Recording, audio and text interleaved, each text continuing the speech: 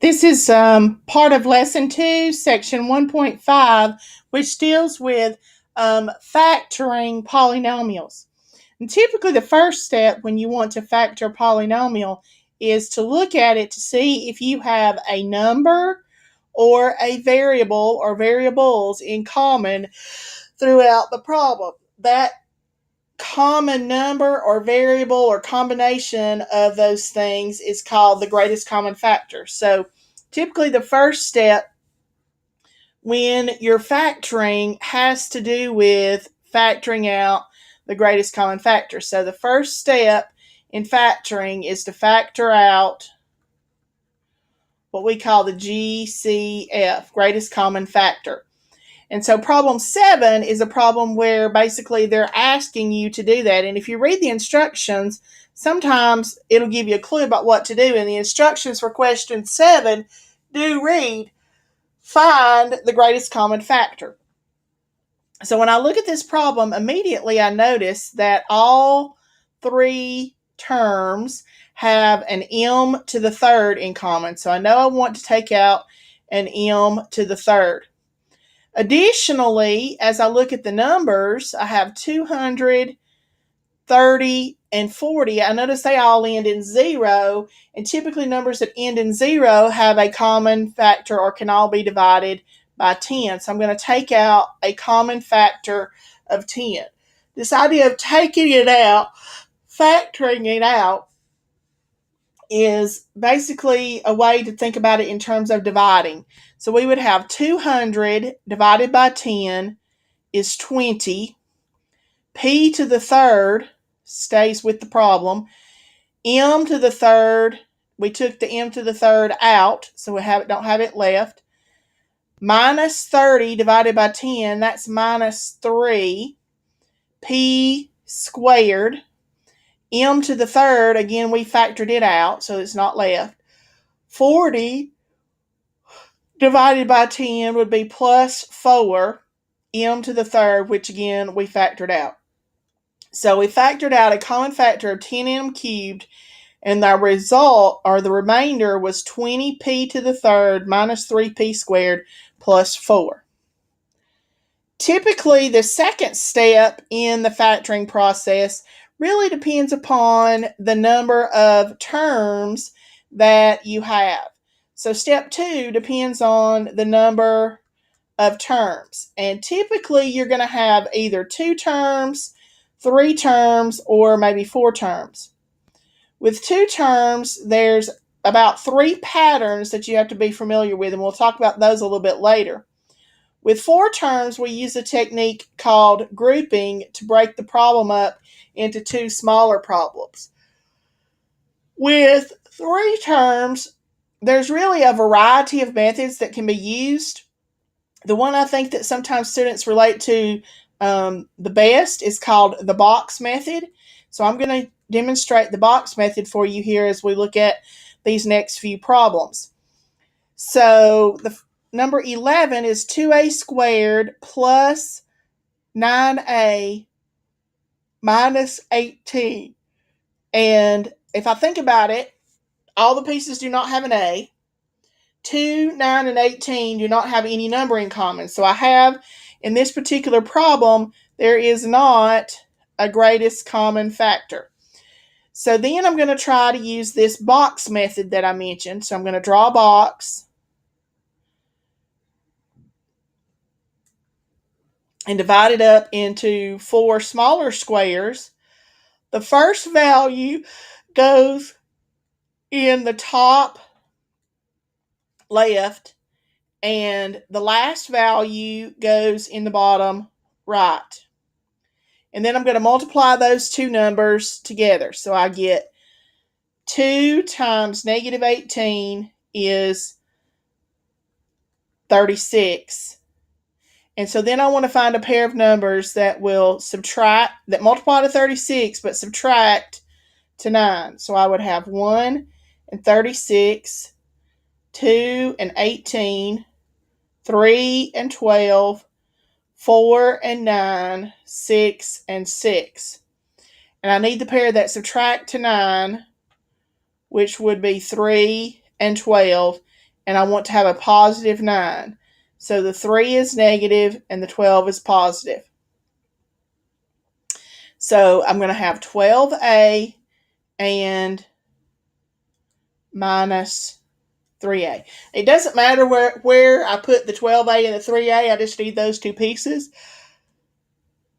Okay, and so then what I do is for each row and column in the box, I find the greatest common factor. So for the first row of the box, I have a common factor of 2a. Bottom row, they both have a minus, and I'm going to take out a 3. First column, I have an a, and the second column, I have a 6, and it's positive. So these pieces, the vertical and the horizontal in red, create the two numbers or the two factors that I multiply together. So that my final answer is 2a minus 3 times a plus 6. Okay, so the next question, question number 13. Again, I notice it's a trinomial. Again, I'm going to first think about, do I have a greatest common factor? They do not all have an n, and 6, 19, and 11 do not have anything in common. So here again, this particular problem has no greatest common factor. So I'm going to start out again by drawing the box, dividing it into 4 squares, 4 smaller squares. The first term goes in the upper left. The last term goes in the lower right. We then multiply them together. So we get 6 times 11, which is 66. So I have 1 times 66, 2 times 33, 3 times 22, and 6 times 11. And I need to find the pair that multiply to 66 but subtract to 19. And that's going to be 22 and 3. And I'm on a negative 19, so the 22 is negative and the 3 is positive. Again, it really doesn't matter where I put them, so I'm going to put negative 22 in and positive 3 in. And then I'm going to go around the box. Okay. On the first row, 6n squared minus 22n, I have a 2 in common and an n. 3n minus 11 don't have anything in common, so we put a placeholder of 1.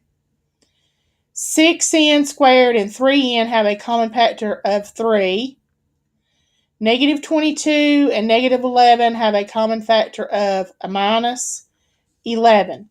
So again, when I'm finished and I write the two factors, I have 2n plus 1 times 3n minus 11. All right, number 17. Again, it's a trinomial, got 3 terms. I'm looking for a greatest common factor. I don't see an h in common all the way through. I don't see a number, 10 and 9 don't have anything in common. So again, this problem does not have a greatest common factor. So again, I'm going to use the box. So I'm going to draw the box. First term goes in the upper left. Last term goes in the lower right. We multiply them together. 10 times 9 is 90. So I have 1 and 90, 2 and 45, 3 and 30, 5 and 18, 6 and 15, 9 and 10. Okay, I believe those are the pairs that multiply to 90. And we want to find the pair that will subtract to 9. And I believe that is 6 and 15. The 15 would be negative and the 6 would be positive. So in the box, I'm going to have negative 15h and positive 6h. Okay, I'm going to work my way all the way around. 10h squared minus 15h, I have a 5h in common. In the denominator, 6h minus 9, I have a 3 in common. 10h squared and 6h, I have a 2h, I have a minus and a 3. So ultimately it factors 5h plus 3, 2h minus 3. And one more before we get into the patterns, okay? We have 9d squared minus 73d plus 8. Again, if I look at it, it does not appear to have a greatest common factor. There's no letter in common and there's no number in common. So I'm going to use the box. Draw the box. Divide it into 4 smaller squares. I have 9d squared and 8. Multiplying those two together, we get 72. So for 72, I have 1 and 72, 2 and 36, 3 and 24, 4 and 18, 6 and 12, 8 and 9. And we need the pair that will add to 73, which is 1 and 72. And we want it negative, so both pieces are negative. So I would have negative 72d and minus 1d. Okay, so then I'm going around the box. 9d squared minus 72, I have a 9d in common. Minus 1d and an 8. I'm going to pull out the minus because I don't like it. And I have a 1. There's no other number in common. 9d squared minus 1d, I have a d in common. Minus 72d and 8. Again, I'm going to take out the minus and an 8. So when I'm finished, I have 9d minus 1 times 9 minus 8. All right, the next few problems deal with what if you have two terms where you got to look for the patterns. So I'm going to stop here and then I'll create a second video to talk about what do you do when you have two terms.